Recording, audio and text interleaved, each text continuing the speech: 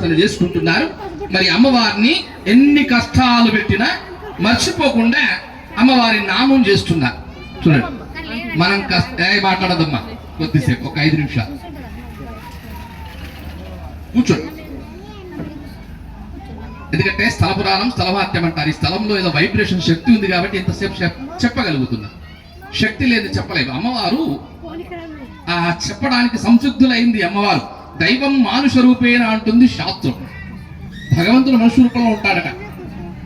మరి ఆ అమ్మవారు అనుకుంది ఈ రోజు ఎంత శక్తివంతురాలో, ఇంతమంది పండితులను కూర్చుండబెట్టి చేయించగలుగుతుంది అంటే ఇక్కడ సమ్ వైబ్రేషన్స్ ఉన్నాయి. ఈ స్థల పురాణం, స్థల మహత్యం అంటారు. ఈ స్థలంలో ఏదో శక్తి ఉంది కాబట్టి ఇంతమంది రాగలిగారు, ఇంతమంది చేపగలుగుతున్నారు, ఇంతమంది ముత్తైదులు ఇంతసేపు కూర్చుంటున్నారు అంటే సమ్ ఉందా లేదా మీరే ఒకసారి గుర్తుపెట్టుకోవాలి. అది ఎట్లా అనుభవించాలి అంటే మనం ఈ పూజల చేత, అమ్మవారి యొక్క నామం చేత మనస్సు నిండా అమ్మవారిని నింపుకోవాలి. వారిద్దరు ఏం చేశారు, భార్యాభర్తలు రోజు అమ్మ అమ్మ దుర్గమ్మ దుర్గమ్మ అంటున్నారు. చాలా సంతోషం. సంతానం కలగలేదు, ఒక్కరోజు కూడా నింద చేయలేదు దుర్గమ్మ. మనం చూస్తాం ఒక పంతులు గారు ఒక వారం 15 రోజులు నెల రోజులు చెయ్యి అంట, చేయకపోయేసరికి పంతులు తీరుతాం. నువ్వేం మాత్రం ఇచ్చినవో ఏమో, మాకు ఒక్క అడిగాల్సి వస్తలేదు, నా దేవుడు చూస్తలేడు కదా మనం అంటాం. దేవుడి నింద ఎప్పుడు చేయకూడదు. ఎందుకు ఇంత వచ్చి దేహం ఇచ్చేది కదా చాలు. దైవ నింద చేస్తారా, తల్లిదండ్రుల నింద చేస్తారా? తల్లిదండ్రుల నింద, దైవ నింద, గురు నింద, శివ నింద చేసిన వారికి భూమి మీద స్థానమే లేదట. మరి వారిద్దరు కూడా పాపం వారిద్దరూ మంచిగా చేసుకుంటున్నారు. ఆ పక్క గ్రామంలో ఒక మంచి గాజులు అమ్మేటువంటి అబ్బాయి ఉంది. అంటే ఆయన గాజులు అమ్ముతాడు, ఆ వ్యాపారం చేసుకుంటా. వెనకట్లో గాజులు ఎట్లా వేసుకునేవారంటే మంచి సైకిల్కు నిండా గాజులు కట్టుకునేవారు. రకరకాల బట్టి గాజులు కట్టుకొని అమ్మేవారు. ఊరూరా తిరిగితే అమ్మేవారు. కొంతమంది పెద్ద మనుషులు ఇక్కడ ఉంటారు, వాళ్ళకి తెలుసు. ఇప్పటి వాళ్ళకి తెలియకుండొచ్చు కానీ పెద్ద మనుషులకు తెలుసు. వెనకటికి సైకిల్ మీద గాజులు కట్టుకొని ఊరూర్లో అమ్మేవారు. అయితే ఆయన ఏం చేశాడంటే ఒక గురువు తటస్థపడ్డాడట. ఒక గురువు కనపడంగానే ఆ గాజులు సైకిల్ పట్టుకొని అడుగుతున్నాడు, స్వామి నాకేదైనా మంత్రం చెప్తావా అన్నాడు. వాడు చేస్తాడో చెయ్యడో అని చెప్పేసి ఏమనుకున్నాడు, ఏం లేదు బిడ్డ, నువ్వు దుర్గా దుర్గా దుర్గా అని రోజు అని అన్నాడు. నువ్వు దుర్గా దుర్గా నామాన్ని ఉచ్చారణ చేయి అన్నాడు. చూడండి దైవ నామం ఎట్లా ఉంటుందో చెప్పినటువంటి అమృత గడియల్లో వాడు ఏమనుకున్నాడు, ఈయననే నాకు గురువు అన్నాడు. నువ్వే నాకు దేవుడు అని చెప్పాడు. అదే వాక్యాన్ని పట్టుకున్నాడు. అందుకోసమే ధ్యానమూలం గురుర్భూతి, పూజామూలం గురుపదం, మంత్రమూలం గురువు వాక్యం, మోక్షమూలం గురుకృప. గురువాక్యాన్ని ఎవరైతే పట్టుకుంటారో అది మోక్షానికి దారితీస్తుంది. మనం గురువాక్యమే పట్టుకో. గురువాక్యాన్ని ఎప్పుడు గురు నింద చేయకూడదు, గుర్తుపెట్టుకోండి. బ్రహ్మోపదేశం, మంత్రోపదేశం, గురుపదేశం అని 3 ఉపదేశాలు ఉంటాయి. మరి వారు మంచి గురువాక్యం పట్టుకున్నాడు. వాడు దుర్గా దుర్గా దుర్గా అనుకుంటూ రోజు సేవ చేస్తున్నాడు. రోజు పొద్దున్న లేచి నుంచి వ్యాపారం పోయే బతుకు స్నానం చేసి నుంచి రాత్రి పడుకున్నప్పుడే వానికి నాలుకకు రెస్ట్ ఉన్నది. అప్పటి వరకు రెస్ట్ లేదు. ఈ నాలుక 2.5 అంగుళాల నాలుక ఏం సాధన చేస్తుంది అంటే దుర్గా సాధన చేసింది. దుర్గా నామస్మరణ, భక్తి నామస్మరణ సాధన చేస్తున్నారు రోజు. అందరూ అనుకుంటున్నారు ఎవరికి అమ్మదందుకు పోతే అయిపోయా దుర్గా అంటున్నారు. ఎంత గాజులు ఎంత అంటే దుర్గా అంటున్నారు.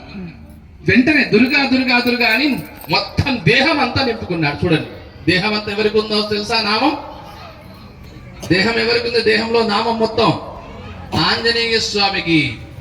బుద్ధిర్బలం నిషోధైర్యం నిర్భయత్వం రోగిద అజాడ్యం వాకుడుతుంచ నిత్యం హనుమత స్మరణాన్ భవేత్. ఆంజనేయ స్వామి రోమరోమాలల్లో రామనామం ఉంది. రాముడు అంటే అంత గురు భక్తి. ఆయన మించింది ప్రపంచంలో ఇంకెవరూ లేరు. అంత నామం చెయ్యాలి. మనం ఒక్క జపమాల దింపుతాం, 108 కాగానే ఎప్పుడెప్పుడు అయిపోతుందో అనుకుంటాం. ఆ మాల కొంతమంది ప్రదక్షిణాలు చేస్తుంటారు, గుడి చుట్టూ తిరుగుతుంటారు. ఇట్లా తిరిగి మళ్ళీ ఇట్లా చూస్తారు అమ్మపేలుగా. దానివల్ల ఫలితం వస్తుందా మీరే చూసుకోండి. ఒక 5 నిమిషాలైనా సరే చేసే మాల సక్రమంగా చెయ్యాలి. మరి ఆ యొక్క ఆ పిల్లవాడి మంచి నామం చెప్తున్నాడు, గాజులు అమ్ముతున్నాడు. ఇక అందరు కలిసి, ఆ ఊరోళ్ళందరూ కలిసి ఒక నిర్ణయం చేశారు, వీడు పిచ్చోడు అయిపోయాడు, రోజు అమ్మ అమ్మ అంటున్నాడు, దుర్గమ్మ దుర్గమ్మ అంటున్నాడు అని అందరు కలిసి ఒక పేరు పెట్టారు. మీరు కూడా పెడతారు అప్పుడు. ఏం పేరు పెట్టిందంటే వాళ్ళకు తెలియకుండా దుర్గాదాసు, దానికి దాసు అని పెట్టేసారు. చూడండి ఎంత మంచి కలిపింది వాక్యం. అందుకోసమే తల్లి గర్భంలో జననం జరిగినప్పుడు భగవంతుడు ఒక నామం పంపిస్తాడు, ఒక డేట్ ఇస్తాడు, ఒక నక్షత్రం ఇస్తాడు, జన్మనామం రాస్తారు పంతులుగా.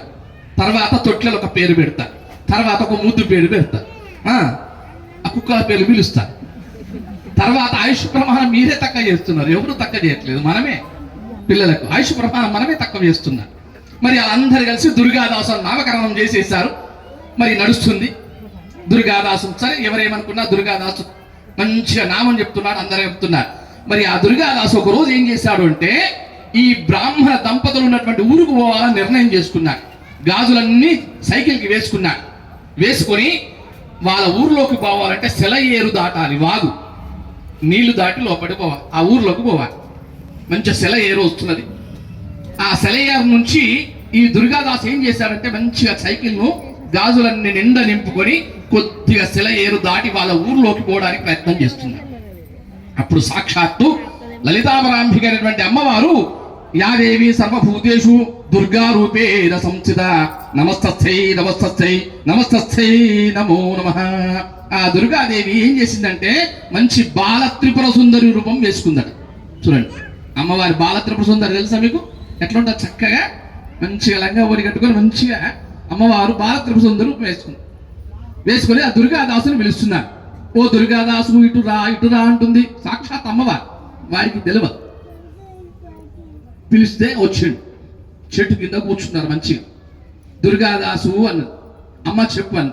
నా గాజులు వేస్తావా అని అడిగింది. సాక్షాత్తు లలితాపరామ దుర్గాదేవి అడిగిందట. వేస్తా అమ్మ అన్న. సరే అమ్మ, వాడి గాజులు, వాడి పని ఏంటంటే గాజులు ఇలా ఒత్తి వేయాలి, వాడి సిస్టమ్ వాడి, లేకపోతే అది లోపలికి పోవు గాజు. సాక్షాత్తు 2 గాజులు ఇట్లా వేస్తున్నాడు అమ్మవారి. అమ్మవారు అడుగుతున్నది, ఓ దుర్గాదాసు, నా గాజులు వేస్తున్నావు కదా, నీకు డబ్బులు ఇవ్వాలి కదా, ఇవ్వకపోతే ఫలితం ఉండదు కదా. ఏదైనా సరే కార్యం చేసుకున్నాక ఇవ్వాలి, పత్రమో పుష్పమో, లేకపోతే ఫలితం ఉండదు. నీకు ఇవ్వాలి కదా, మరి గాజులు వేస్తున్నావు, ఊరికి వేసుకోదు కదా, నీకు డబ్బులు ఇవ్వాలి కదా, నా దగ్గర లేవు అన్నది.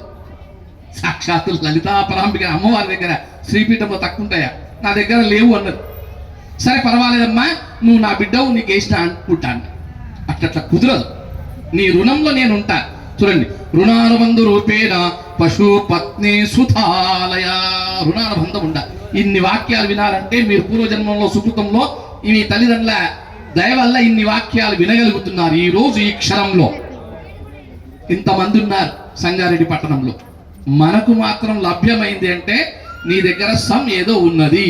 అంతర్భవిష్యత సర్వం వ్యాప్తం నారాయణ స్థిత. మీ శక్తి మీకు తెలవట్లేదు, అందుకోసం ఈ రోజు చెప్తున్నా, సాధన చేయండి మీరు అంతే. మరి ఆ అమ్మవారు ఏం చెప్పింది అంటే, నా దగ్గర డబ్బులు లేవన్నది. సరే అన్నాడు, కానీ నీకు డబ్బులు ఇస్తా. నువ్వు ఏదైతే గ్రామంలో పోతున్నావో ఆ బ్రాహ్మణ దంపతుల పేరు చెప్పింది. వారి దగ్గర కుంకుమార్చన చేసిన డబ్బలో పైసలు ఉన్నాయి, ఇమ్మని చెప్పి, రూపాయి బిల్లలు ఉన్నాయి, ఇమ్మని చెప్తా. సరే అమ్మా అన్నాడు. అని ఏం చేసిండు, 2 చేతులకు మంచిగా 2 డజన్లు 3 డజన్లు గాజులు ఎక్కించిన, బట్టి గాజులు నిండా మంచిగా చక్కనైనటువంటి గాజులు గలగలగల చప్పుడు వస్తున్నాయి. అందుకోసమే స్త్రీలు గాజులు ధరించడం వల్ల ఈ వైబ్రేషన్స్, ఈ నర వ్యవస్థ మంచిగా పాటిస్తాం. కానీ మనం ఏం చేస్తాం, ఒకటే గాజు వేస్తాం, ఒకటే వాచ్ పెడతాం. దీనివల్ల మనం శక్తి తక్కువైపోతుంది. మనలో శక్తి ఎక్కడ ఉంటుంది, శక్తి స్వరూపం ఎక్కడ ఉంటుంది, మనలో ఉంటుంది. అందుకోసమే క్రోధేచ కాలి సమరేచు దుర్గా భోగే భవాలి, సాక్షాత్ అమ్మవారి స్వరూపాలు మీరు. మరి అందుకోసమే భారతదేశంలో స్త్రీ ఔన్నత్యం ఎలా విధంగా చెప్పబడింది. ఎక్కడైతే స్త్రీ పూజించబడుతుందో అక్కడ సర్వదేవతలు ఉంటారట. ఇంతమంది స్త్రీల మధ్యలో అమ్మవారు చూడండి. ఎత్ర నాద్యంతి పూజంతే తత్ర రమంతి దేవత అంటుంది శాస్త్రం. మరి అలాంటి ఆడపడుచులను మనం ఏం చేయాలి, కంటే నీరు పెట్టకుండా చూసుకోవాలి. ఆ దుర్గాదాసుకు చెప్తుంది అమ్మవారు, ఫలాని బ్రాహ్మణుల దంపతులు ఉన్నారు, ఇయ్యమని చెప్పు, డబ్బులు ఇస్తారని. సరే అమ్మ అని చెప్పేసిండు. 2 చేతులకు గాజులు నిండా వేసేసి, అమ్మవారు అని తెలియదు, దుర్గా దుర్గా దుర్గా అంటూ వేస్తున్నాడు. అమ్మవారు అడిగిందట, ఇప్పుడు వరకు నువ్వు కొన్ని వేల సార్లు చెప్పినావు దుర్గా దుర్గా అంటున్నావు, ఈ దుర్గా ఎవరు అని అడిగిందట. సాక్షాత్తు దుర్గాదేవే దుర్గాదాసుకు అడిగింది, ఈ దుర్గ ఎవరు అన్న అంటే ఒకటే మాట అన్నాడు, నాకు జన్మనిచ్చిన తల్లి, నాకు జన్మనిచ్చిన తల్లి అని చెప్పేసిందట. చూడండి, వాగర్ధావివ సంపృక్తో వాగర్ధ ప్రతిపత్తయే జగత పితరో వందే పార్వతీ పరమేశ్వరౌ. సంతోషపెట్టదు అమ్మవారు, నవ్వుతుంది, వేసుకున్నది నిండా గాజులు వేసుకుంది, రెండు చేతులు. వీడి డ్యూటీ అయిపోయింది, చక్కగా వెళ్ళిపోయి వెనక్కి తిరిగి చూడాలి. వాడి భక్తి అలాంటిది. మెల్లిగా గాజులు వేసుకున్నాడు, మంచి సైకిల్ పట్టుకున్నాడు. ఆ బ్రాహ్మణుడి దగ్గర పోయా, ఆ బ్రాహ్మణుడి ఇంటి ముంగట ఆగా పిలుస్తున్నాడు. ఓ బామ్మయ్య ఇట్లా రా అని చెప్పేసి. పాపం లోపట్టుండి ఇద్దరు కూడా ఎవరో పిలుస్తున్నారు వచ్చి రాగానే అడుగుతున్నా, కొద్దిగా నీ పూజా పెట్టలో డబ్బులుంటే ఇస్తావా అని అడిగి, నీ బిడ్డ అక్కడ వేసుకున్నది గాజులు ఇస్తావా అని అడిగి. నా పూజ పెట్టలో పైసలు లేవు. ఆ మాట అమ్మాయి చెప్పింది, మొదలే చెప్పింది, నువ్వు ఇట్లా అంటావు. నాకు పిల్లలు లేరని చెప్తాడు, వినకు అన్నారు. నాకు బిడ్డలే లేదని. లేదు లేదు, నీకు బిడ్డ ఉన్నది, అక్కడ ఊరు బయట అక్కడ చెరువు దగ్గర ఆడుకుంటుంది, కొద్దిగా పైసలు ఇవ్వమన్నా. వీళ్ళు పరీక్ష అనుకున్నారు. చూడండి, అమ్మవారి పరీక్ష ఆ విధంగా ఉంటుంది. మళ్ళీ వాళ్ళిద్దరు దంపతులు ఆ కుంకుమ భరణి దగ్గరికి వెళ్ళి అందులోకి వెళ్ళి తీస్తున్నారు. రూపాలు, అనేకటువంటి రూపాలు పడుతున్నాయి, మెల్లిమెల్లిగా వెళ్తున్నాయి. అన్నిటి తీసుకొచ్చా, ఇన్ని శిఖలు మంచి తీసుకొచ్చి ఆ దుర్గాదాస్కి ఇచ్చా. ఇద్దరు దంపతులు ఇద్దరు కలిసి దుర్గాదాస్కి, ఇగో పైసలు అన్నావు కదా తీసుకో, నా బిడ్డ గాజులు వేసుకున్నది అన్నావు కదా, ఎక్కడున్నదో చూపెట్టు అన్నాడు. చూడండి, వాళ్ళు కూడా అడిగారు, నువ్వు మా బిడ్డను చూసినావు కదా, కొద్దిగా మాకు కూడా చూపెట్టు ఎక్కడ ఆడుకుంటుందో అన్న. వాడికి కోపం వచ్చింది. మెల్లిగా ఆ డబ్బులన్నీ ఆయనకి ఇచ్చింది. నేను చూపెట్టినాకనే తీసుకుంటా అంటే అంత భక్తి, నమ్మకం. మరి వాడు చేసేటువంటి పని కల్మషం లేకుండా, వాడి మనసు అంతా దుర్గానే ఉంది. వాడి కాన్సెప్ట్ ఒకటే ఉంది, నేను చూపెట్టాక తీసుకుంటా. నేను నిజం, అబద్ధం ఏదో నిజమేదో మనం కొన్ని చూస్తుంటా. నీ కళ్ళు మోసం చేస్తుంటాయి కదా. అన్ని పంచభౌతిక పంచేంద్రియాలు కదా, అన్ని మన దగ్గర ఉన్నాయి. వీటిని కరెక్ట్గా ఉపయోగించాలి. మరి ఏం చేసిండు, వాళ్ళకి ఇచ్చి వాళ్ళని తీసుకొని చెరువు దగ్గరకు వస్తున్నాడు. చెరువు నిర్మానుష్యంగా ఉంది, అక్కడ ఎవరూ లేరు. దుర్గా దుర్గా అని పిలుస్తున్నాడు. యాదేవి సర్వభూతేషు సర్వప్రాణి రూపేణ సంస్థిత పిలుస్తున్నారు, ఎక్కడ కనపడతలేదు. వారికి కోపం వచ్చింది. ఓ దుర్గమ్మ, ఎక్కడున్నావో కదిలి రా అన్నాడు. ఆర్తతో పిలిచాడు, మనసు నిండా ఏ పిల్ల ఎక్కడ ఆడుకుంటున్నావు రా అన్నాడు. భక్తి నమ్మకం వాడేసినాడు. ఆ పిల్ల ఏం చేసింది అంటే, సాక్షాత్తు దుర్గమ్మ గలగలగలగల చప్పుడుతో ఆ రెండు చేతులను పైకి ఎత్తిందట.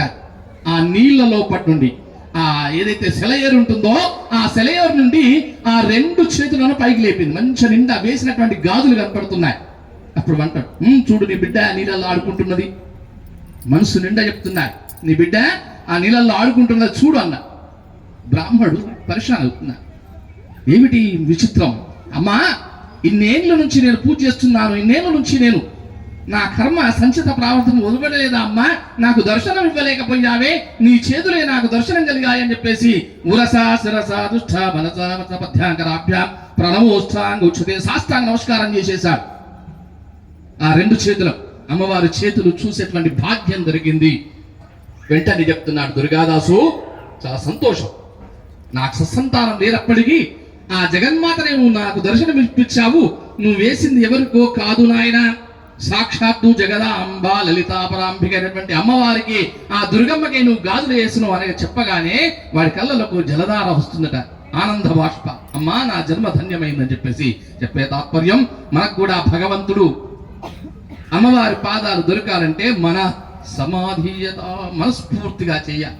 ఏ కార్యక్రమం చేసినా మనస్సు నిండా నింపుకొని చేస్తే ఖచ్చితంగా మనకు ఫలితాలు ఉంటాయి. ఫలితం ఏది వృధా పోదు. ఖచ్చితంగా భగవంతునికి చేసిన, తల్లిదండ్రులకు చేసిన, గురువులకు చేసిన ఆ ఫలితం ఎక్కడో పోదు, మీ పిల్లల్ని కాపాడుతుంది చెప్పే తాత్పర్యం.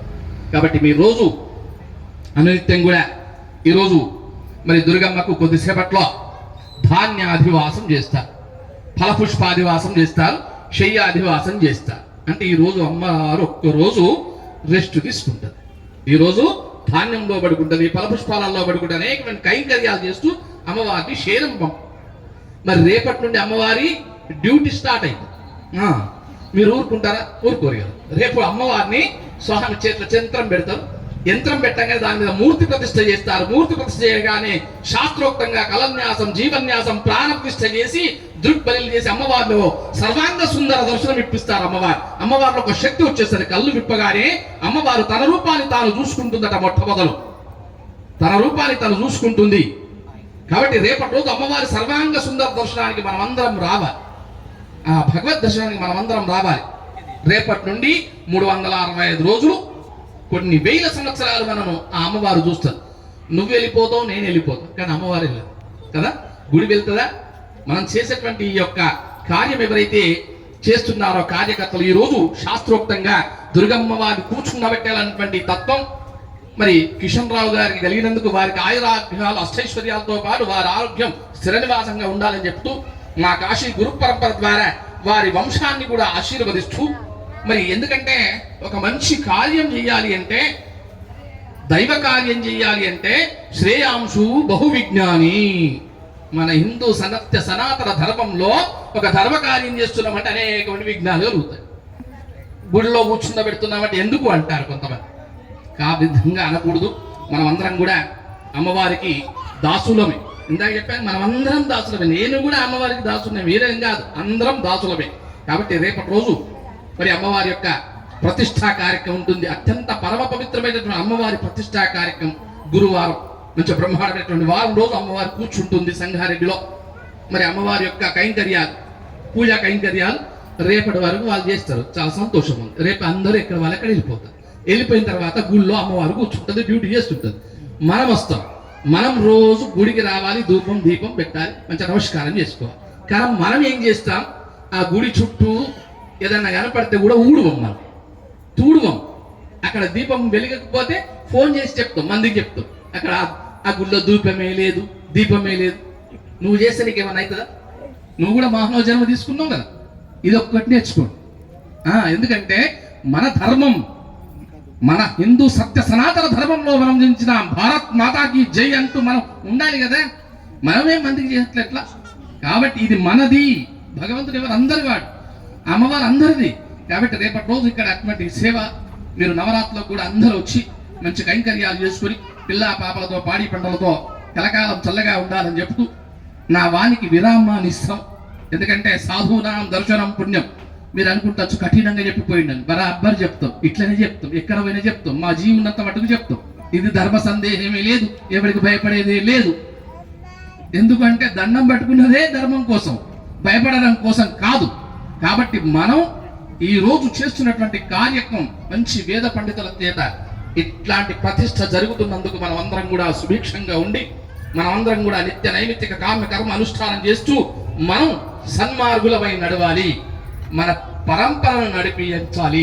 మన గృహస్థాధర్మంలో మీరు గనక నడుస్తే వాళ్ళందరూ నడుస్తారు. కాబట్టి మీ అందరికీ ఒకటే ఒక రిక్వెస్ట్, మీ తల్లిదండ్రులకు సేవ చేయండి. మీ తల్లిదండ్రులు అనాథాశ్రమాలలో జైన్ చేయకండి.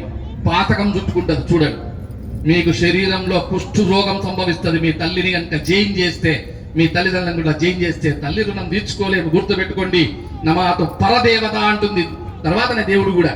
కాబట్టి మీరందరూ కూడా జన్మనిచ్చిన తల్లిదండ్రులకు సేవ చేసుకొని తరించాలని చెప్తూ నా వానికి విరామిస్తాను. స్వస్తి ప్రజాభ్యాం పరిపాలయంతాం న్యాయేన మార్గేణ మహిమహేష గోబ్రాహ్మణే శుభమస్తు నిత్యం. లోకా సమస్తా సుఖినో భవంతు. ధర్మ की जय हो, अधर्म की नाश हो, स्वधर्म की रक्षा हो, विश्व का कल्याण हो, सत्य सनातन धर्म की जय हो, गो माता की जय हो, भारत माता की जय. అందరూ చెప్పండి శ్రీమాత్రే నమః. శ్రీమాత్రే నమః. గట్టిగా చెప్పండి, లేకపోతే రాత్రి 12 వరకు ఇట్లా చెప్తాను. వాళ్ళంతా చెప్తాను, మా గొంతుకు విరామం ఉండదు. ఒక్కసారి గట్టిగా చెప్పండి, లక్ష్మీ రమణ గోవిందా. గోవింద అంటే 1000 ఆవులను దానం చేసిన పుణ్యం వస్తుంది. ఇందాక స్వామివారు చెప్పారు కదా, మంచి పుణ్యం వస్తుంది గోవిందా చెప్తే. లక్ష్మీ రమణ గోవిందా. జగదాంబ విశ్వపాలిని మాతాకి జయ. స్వామివారి యొక్క అనుగ్రహ భాషణంలో 4 విషయాలని చెప్పాను నేను. 4 కాదు 14 విషయాలు చెప్పారు స్వామివారు. చెప్పారా లేదా? 14 విషయాలలో 4 విషయాలైనా మన జీవితంలో మనం ఆచరణ చేస్తూ అమ్మవారి కృపకు పాత్రలోన ధాన్యాదివాసం ఉంటుంది. మీరు తెచ్చుకున్నటువంటి ధాన్యాన్ని ఫలాలన్నింటినీ కూడా ఇక్కడ ఒక టబ్బు ఇస్తారు, దాంట్లో పెట్టండి. ఫల పుష్పాలు ధాన్యాలు అన్ని కూడా దాంట్లో పెట్టండి. ఒక 2 టబ్బులు పెట్టండి. ఒక దాంట్లో పండ్లు పువ్వులు, ఒక దాంట్లో అందరికీ ఇక్కడ బియ్యం ఏర్పాటు చేశారు. ఒక బియ్యం తీసుకోవాలి, ఇలా తీసుకొని ఒకటే కుప్పటి ఇలా వేసి ఇలా వేసేసి వెళ్ళిపోవాలి. కింద నుంచి వంగి వేయాలి. మొట్టమొదటిగా స్వామివారి చేతుల మీదుగా కార్యక్రమం ఉంటుంది, తర్వాత మనం అందరం కూడా